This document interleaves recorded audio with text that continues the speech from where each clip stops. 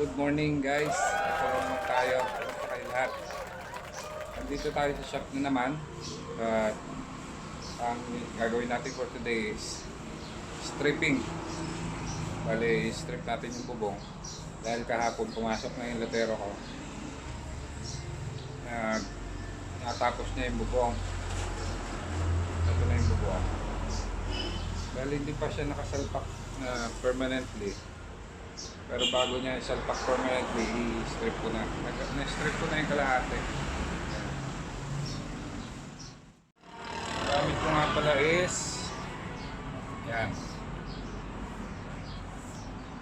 sweet chili sauce. Mukha lang siyang sweet chili sauce, pero ito siya.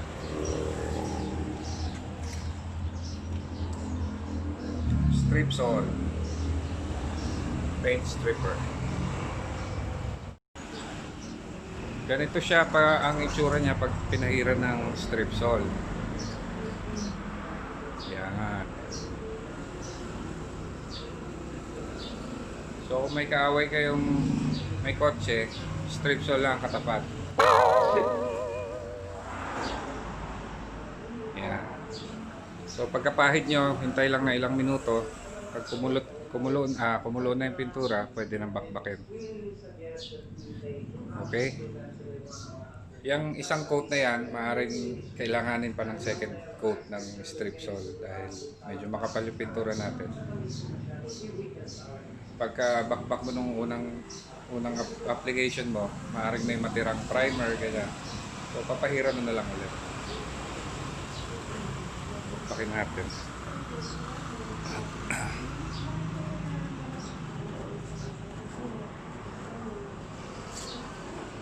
Yan. Guys, kung gagawin nyo rin to, I advise na mag-gloves kayo dahil mahapdi sa balat to.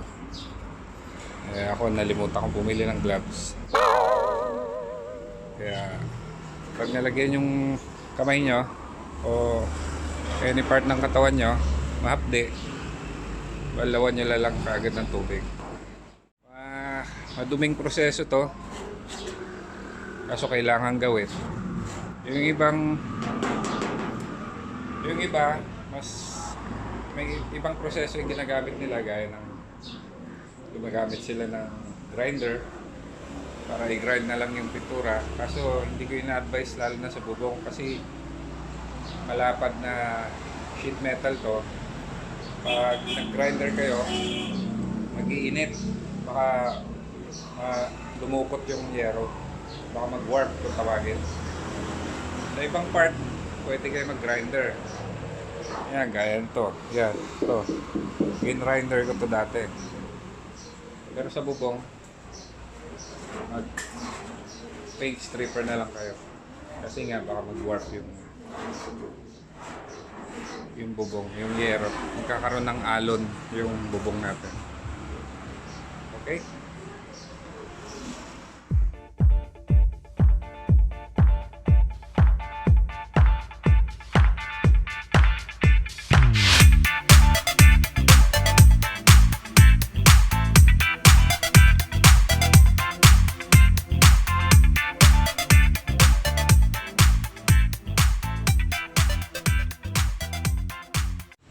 Okay guys, galing tayo sa bahay, kumain lang sa group. Tapos na ako mag-strip. Ngayon naman, lilihain natin.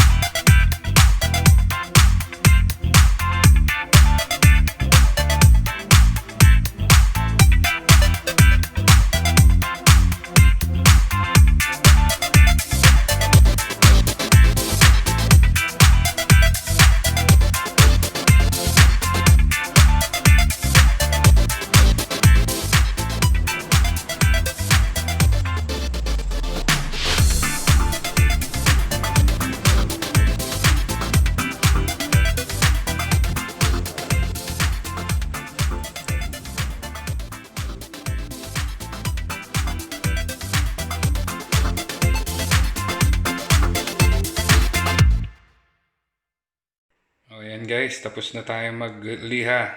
Napakinis naman na natin. Yung mga singit-singit ang importante. So ready na tayo magbuga. Alright!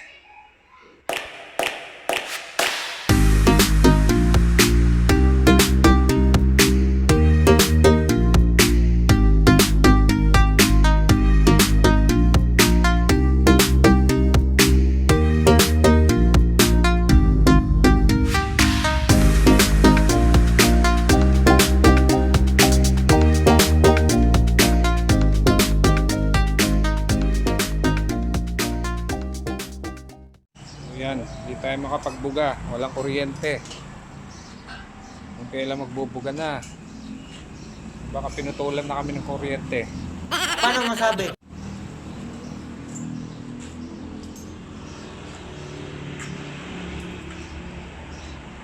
Ito muna tayo kay Hernan.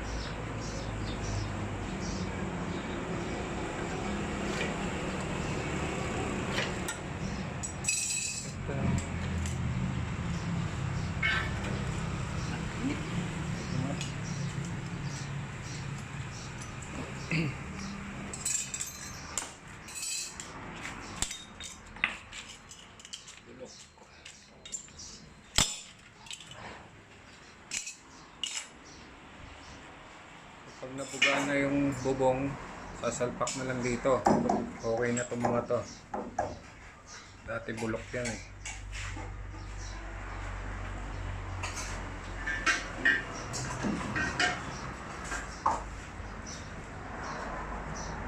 So, ito yung binugaan ko kahapon. Fresh na. Nesmaki na, nesmaki.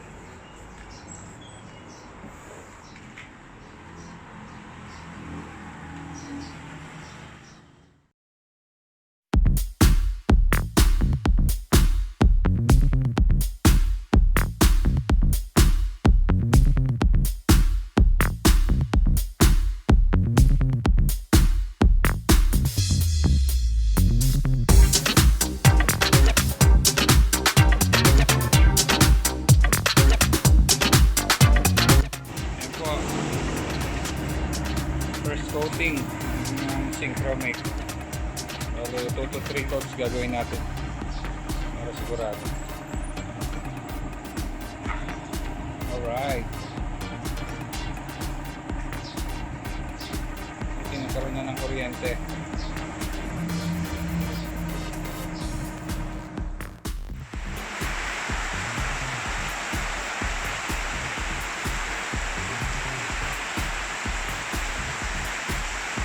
Medyo basa pa. Dito tayo ng ulan.